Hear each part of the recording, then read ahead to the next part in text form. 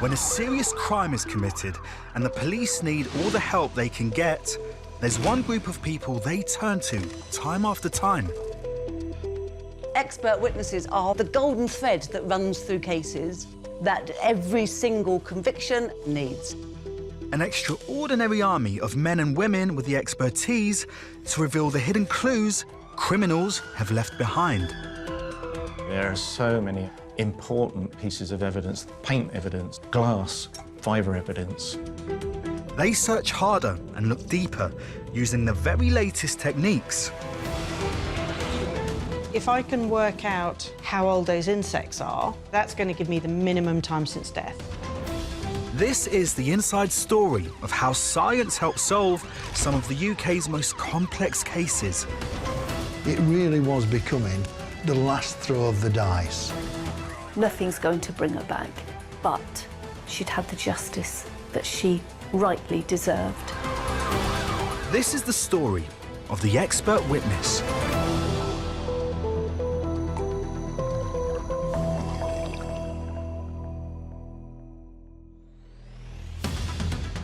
In this programme, we reveal how the power of forensic science not only found a killer, but also freed an innocent man. When the conviction was quashed, well, it was huge, life-changing. And we uncover how an expert in facial comparison helped identify the suspects in a shooting at a Leeds nightclub, all captured on CCTV. The material that I look at is a blind assessment, but when you have impartiality in your mind, you're not looking for face features or answers. You're looking to solve the mystery.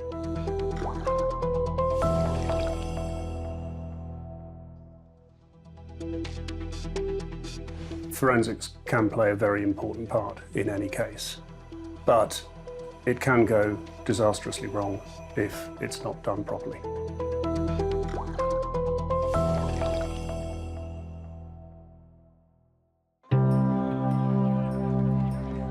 The year 2000, Milton Keynes.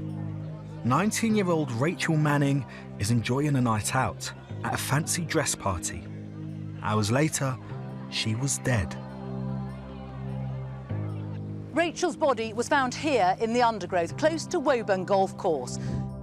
Rachel had been strangled and hit with a car steering lock. Her boyfriend, Barry White, was charged with her murder, and Barry's friend, Keith Hyatt, with perverting the course of justice by helping to dispose of the body. Both men were convicted, but continued to maintain their innocence. I've never hurt or wanted to hurt anyone in my life, and nor did Barry. Their families began a campaign to clear their names and contacted investigative journalist and justice campaigner Louise Shorter. We got a letter at Rough Justice at the BBC, where I worked as a producer, and the letter said, these two guys have been convicted, we are writing as the family of them, will you investigate, will you help the case? Louise and the team began to look closely at the prosecution's evidence. They concluded some facts from the case just didn't seem to add up. We were left with a really short window of opportunity for them to have got out to Milton Keynes, dumped Rachel's body, to have cleaned up, all the rest of it.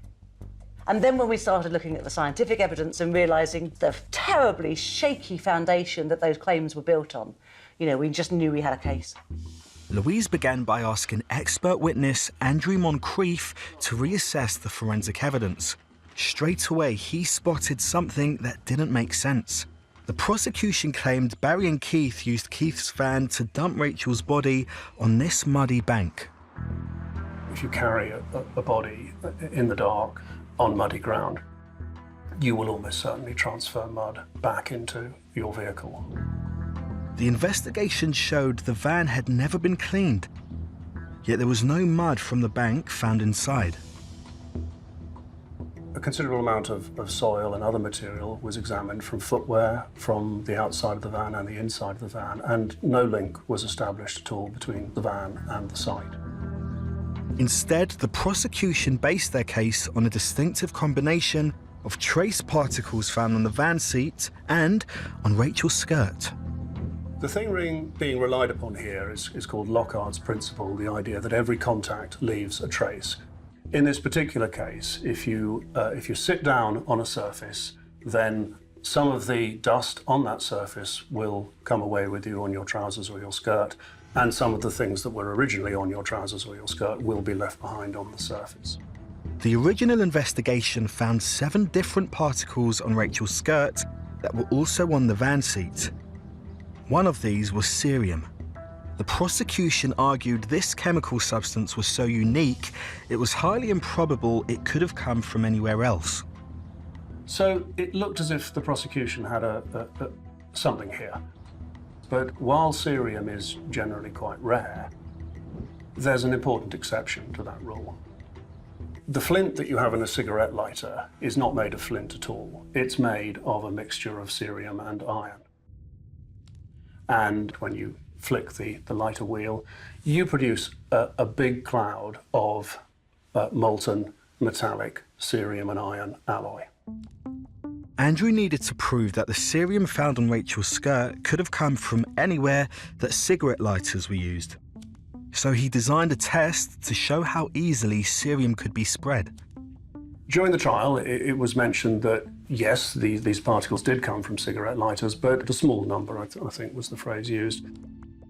When we tested it, we did find that up to about 4,000 microscopic particles were produced from each lighter strike.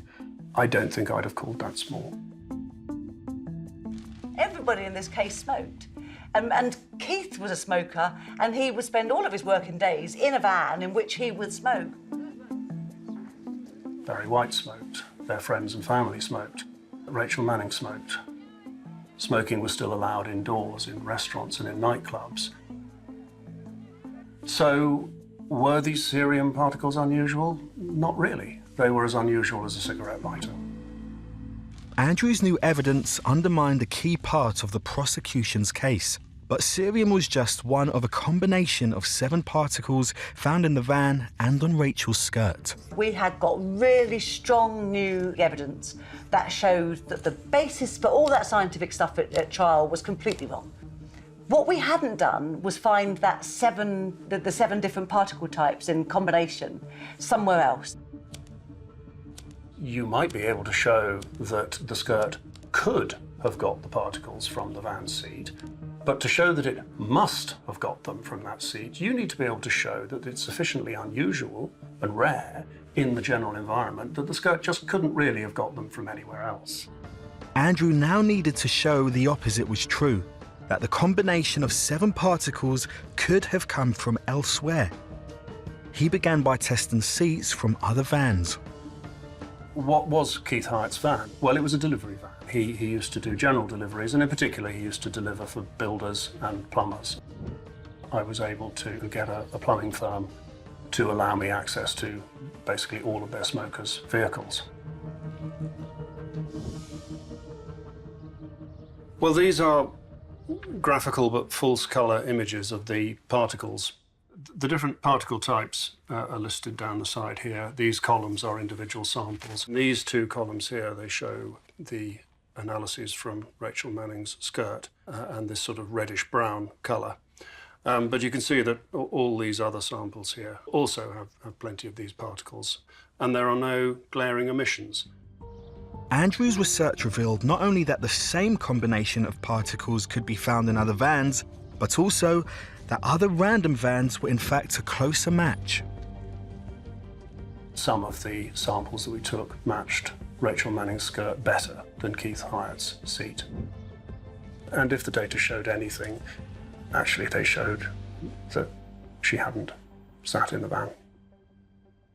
This new evidence contradicted the prosecution's case entirely.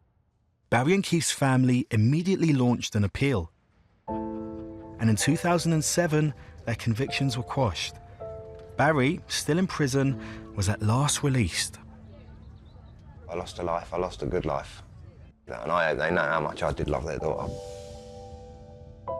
I remember how euphoric everybody was, but so much of Barry and Keith's lives had been ruined by that stage, you know, and they They still lived for a very long time under a cloud of suspicion. There was the old, no smoke without fire brigade that still thought they could be guilty. Expert witnesses had proved Barry and Keith were innocent.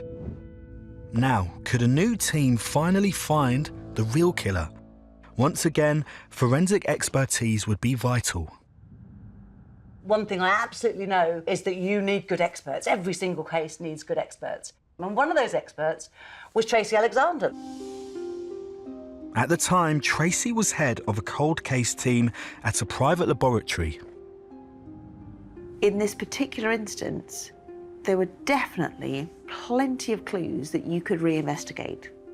Thames Valley Police had done all the right things. They'd kept all the exhibits and they'd kept them appropriately, so they were really fit for reinvestigation.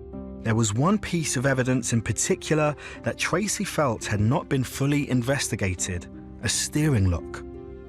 Somebody hung on to it sufficiently strongly so that they left a broken piece of it in the deceased's head. Consequently, one knows instinctively that the other end is the bit that you're interested in. So if we say that you transfer genetic material simply by touching an item, that's the end that we need to look at. After 8 years, could advances in DNA technology finally identify the killer? Roy Green was the expert witness brought in to find out. So it was known that this item was used as a weapon. What we do then is target the area where someone might have held it and swab that area to try and find their DNA. And that DNA could be transferred from them and as a touch DNA, it's called. If you touch an item, every contact leaves a trace. And if you can collect that appropriately, and if you can then profile it with all the specifications that you need in order to interpret the result that you get, then you've got a DNA profile. It took weeks of analysis, but eventually Roy identified a DNA profile and matched it to a name on the National Police database: Shahid Ahmed, a 41-year-old restaurateur from Bletchley. He had been convicted in 2010 for sexually assaulting another young woman, but he insisted he was not Rachel's killer. He gave an explanation that he had been in various cars and taxis and then maybe he touched such an item and that's maybe why his DNA was on it. Roy and the team needed more evidence. Where you have a case where there has been a previous conviction, the defence will go, no, you said it was these two people, or the police said it was these two people, and now you're saying it's this person, and they'll play one off against the other, and that's why it means that the burden of proof is that much higher. There was one exhibit that could help: a single hair found on Rachel's clothing. Hairs are not necessarily that discriminating in terms of DNA, but mitochondrial DNA can give you a huge amount of information, and it's only maternally inherited. So the maternally inherited DNA that we got from that hair was definitely from Shahidul Ahmed's family. Ahmed had 3 brothers. The investigation eliminated 2 of them and his mother, meaning the hair on Rachel could only have come from Shahidul or his 3rd brother. Detectives asked a statistician to assess the likelihood. He was able to calculate that the results were 350,000 times more likely if they were from Shahidul rather than his brother. Scientists had identified Shahidul Ahmed's DNA on the murder weapon and could now show one of his hairs was on Rachel's clothes. They believed he had picked Rachel up when she left the club alone, and they had enough evidence to begin a prosecution. A jury found Ahmed guilty of murder. Barry White and Keith Hyatt were in court to hear the conviction. Knowing that your evidence has helped finally solve this case is satisfying. There's an impact to the victim's family, but also these poor 2 that got put away for something they hadn't done. And some might have thought, well, they were let off on a technicality, You know, just because these particles weren't unique, well, does that really mean they hadn't done it? Well, actually, yeah, it does. And they can now say that.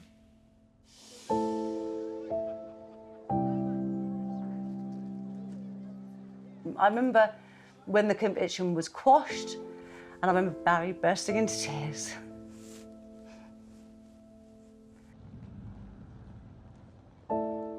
But it was huge, life-changing. It's emotional, and I'm upset because it was just such a huge amount of work to get to that stage. But it's also, I think, sort of tears of anger and frustration that, why should the system take as long as it does? It was 6 years of Barry's life, and it was only when the truly guilty person was convicted that they really got their reputations back, I think. For Rachel Manning's family, after 11 years of trials, appeals and retrials, they finally had justice for their daughter. This case has been about Rachel, who was killed at the young age of 19 with her whole adult life before her. This has been denied not only to her and us, her family, but also her friends, who still miss her deeply.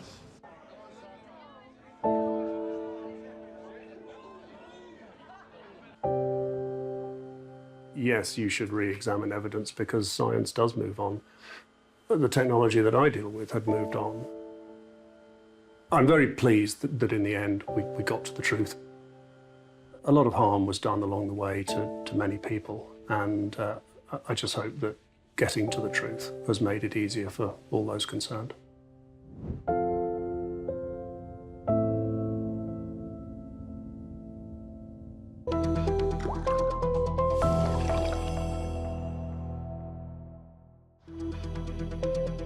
There is an abundance of variation in the human face. Whilst we all have a set of eyes, nose and mouth, everyone has subtle differences. Every single case is specific, and that's what I thrive off. The specificity of a case, but also the challenges that it presents.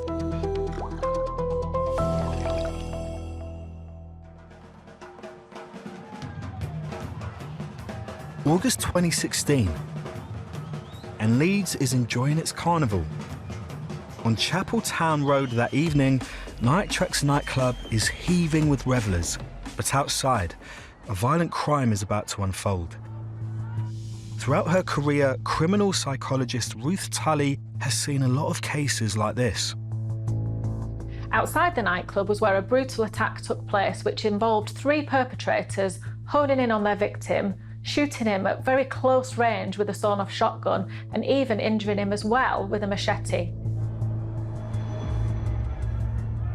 But what the attackers didn't know was that this was all caught on CCTV. The victim is identified here by a blue tag. 3 men approach him, one brandishing a machete, as 2 of the men punch and stab at the victim. A third pulls out a sawn-off shotgun, which he then fires from close range. 3 men flee the scene. The victim is left with a serious shotgun wound to his left shoulder and upper torso, and stab wounds. These injuries were so serious that the victim needed urgent, life-saving surgery. The victim survived, and police began an investigation into attempted murder. Their inquiries quickly led them to arrest 3 suspects: Shaquille Liddy, Kemar Ricketts, and Sion Allen.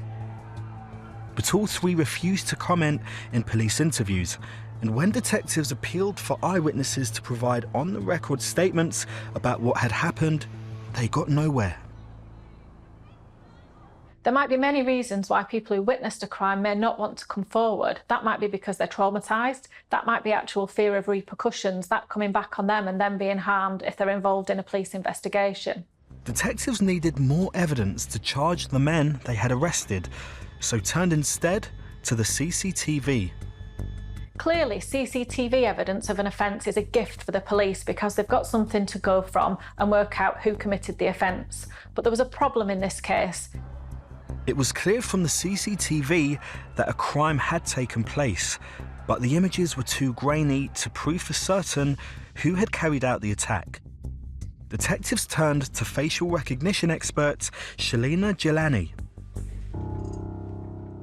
the general public may or may not have an understanding about what facial image comparison is, because it's so kind of shadowed by disciplines like DNA analyses and fingerprints and blood analyses.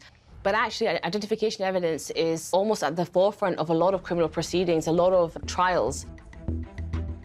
Detectives asked Shelina to study all the CCTV footage available from inside and outside the club, and to build a visual profile for each of the attackers captured on camera. Key to her analysis at this stage was basing her assessment on this footage alone. The material that I look at is a blind assessment, and I observe a number of face features that are visible. But when you have impartiality in your mind, you're not looking for face features or answers. You're looking to solve the mystery. The image quality of this piece of footage is actually quite low resolution. It is subject to a lot of kind of pixelation. It's quite poorly lit, the area that the camera is positioned. And because of that, it's very difficult to qualify quite accurately face features. But by using visual clues from the suspect's clothing, Shelina hopes to track each individual's movements inside the club earlier in the night. She begins with suspect 1, the man who punched and stabbed at the victim. What we can see here is subject number 1. He's quite distinct in the fact that he's wearing his hood up inside the premises of the nightclub, and he has a very distinct upper garment and wearing light-toned bottoms with some form of beverage in his hand. As Shelina follows suspect 1's movement through the nightclub, she builds a profile of his appearance. So we see subject 1 move from the dance hall area of the footage through to another area within the nightclub. He's quite distinct in the sense that he has his hood up indoors in the nightclub, and face features such as his nasal anatomy, bridge of the nose, the nasal bridge, the pronasal, the tip of the nose. Shelina then applies the same analysis to suspect 2, the man who fired the gun. We can see is quite distinct, and again, the image quality of the CCTV doesn't allow me to comment on specific fine feature detail, but I'm able to make out general features. And this subject, again, is very distinct in his clothing and his physical appearance. He was actually wearing a very large, kind of almost fur-lined hood jacket. Over here, we have the dark-toned facial hair extending from the zygomatic region, which are the sides of the face, onto the lower mandible, i.e. the jawline, and also present on the upper lip. Finally, suspect 3, the man who drew the machete and also stabbed at the victim. He has actually glasses or some form of eyewear on the top of his head. His facial hair actually is of a different style to that of his associates. He has facial hair almost in style of like a goatee beard.